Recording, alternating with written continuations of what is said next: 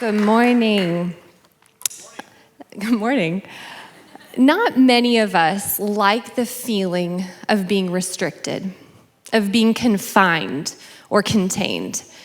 And yet I have come to learn over a decade of the Lord teaching me that that is exactly where we flourish. A few years ago, as a mom of 3 young kids, I would have told you that I felt left at home. While my husband Josh was off living out his purpose, I felt left behind. Although I really genuinely wanted to be home with my kids, there was something about the demands and the expectations, the dailiness of taking care of little lives that I just wished for freedom from. It was like I thought if I could be just freed from some of the demands of my daily life, I would be set free to fly in order to minister into the lives of people. And maybe you feel the same way. Maybe our circumstances are different, but you feel this frustration, these obstacles, the overwhelmingness of, and discouragement really, of the dailiness and the demands of our lives. You have things standing in your way. It could be your job. It could be a disappointing relationship.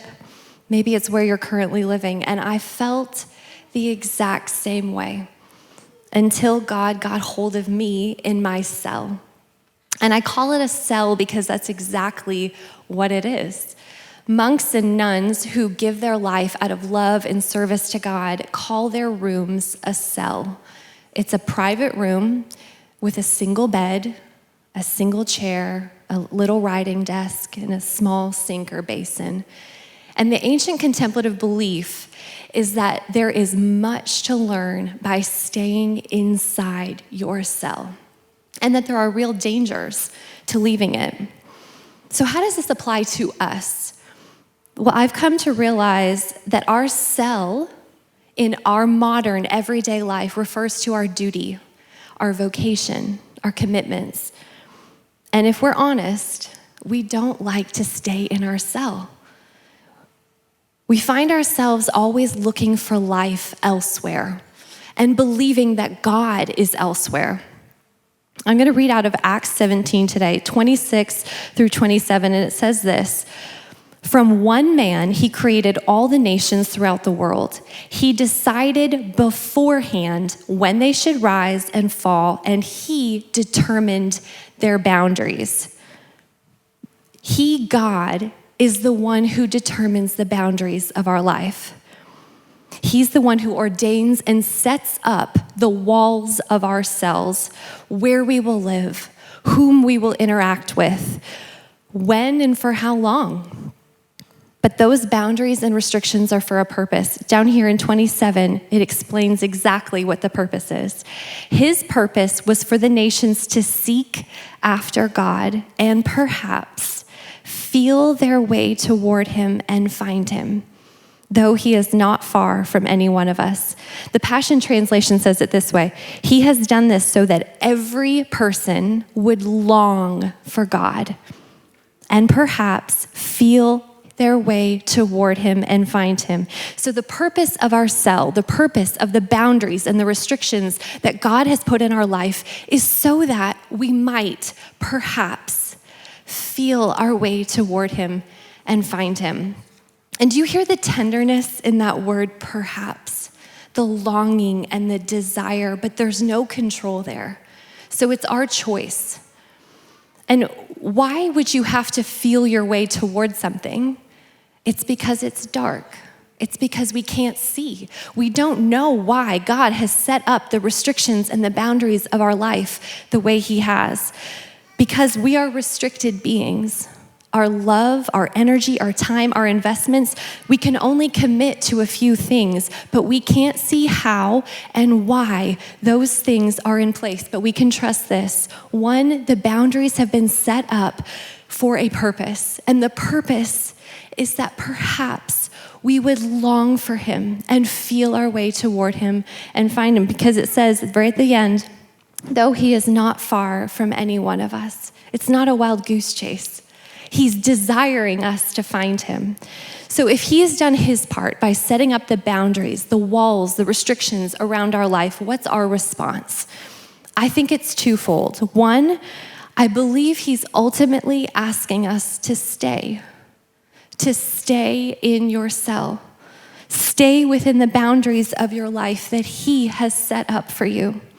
It's the place where everything you are looking for already is. It requires us to trust him and believe that he has not withheld anything from us. He hasn't forgotten to give us something that we were due. He isn't withholding, but rather everything that is withheld is for our benefit because it would harm us in some way. It would harm our hearts for others, our empathy, our compassion. It would rob us of our need to draw near to him. And he won't allow it. Ronald Rolheiser says it like this: stay inside your commitments. Be faithful. Your place of work is a seminary. Your work is a sacrament. Your family is a monastery. Your home is a sanctuary. Stay inside them and learn what they are teaching you. So what does it look like practically to stay? We stay faithful to our commitments within our life right now, inside our church, inside our family, our vocation, our duties.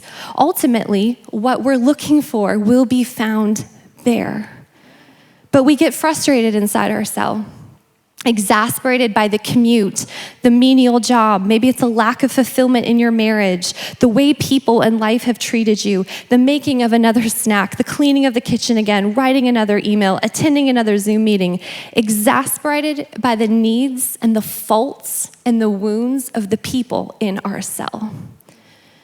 But perhaps in the midst of those very situations is the opportunity to feel your way toward him and find him.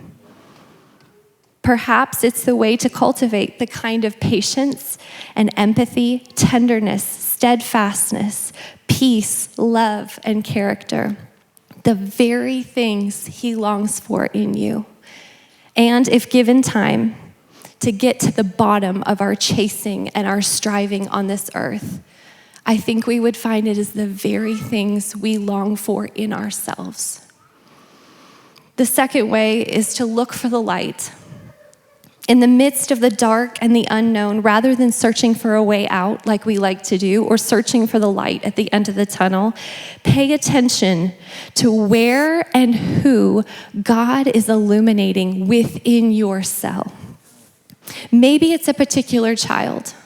Maybe it's a grandchild. Maybe it's a coworker. Maybe it's your spouse.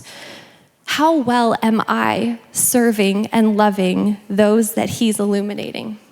Because I think so often we're looking for a greater platform or an influence to serve those out there. But why would we be faithful to do that when we've failed to be faithful to the ones inside our cell now?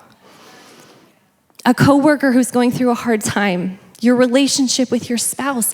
Maybe it's a child who needs to know who she is. When we tune our eyes to see the people and the places that God is illuminating us within our cell, we learn what the cell is teaching us.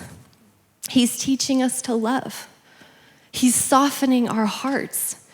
He's rubbing off our sharp edges. And for me, that meant recognizing that being hidden away at home, tending to the daily needs of my children and my husband, our family, our home, it wasn't a lesser calling or a distraction from my purpose. It was my purpose. It has taught me tenderness and humility, softness and empathy, selflessness when I really want to be selfish. So if I can encourage you, learn what your cell, your everyday life right now is teaching you without looking for life elsewhere, without constantly believing that God is elsewhere, because he is there in the cell he built for you, with you. Stay in your cell and you will find everything you've ever searched for.